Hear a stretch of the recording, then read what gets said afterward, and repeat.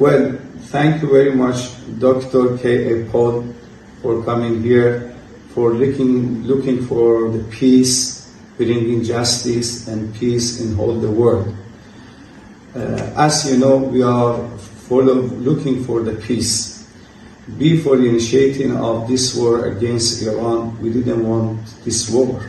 Till now also we don't want this war. Because any time the war is created, there will be a lot of innocent people will be killed during the war. If we could stop the war to avoid one single drop of blood sharing on the land is better than after 2 seconds. So thank you very much for your efforts.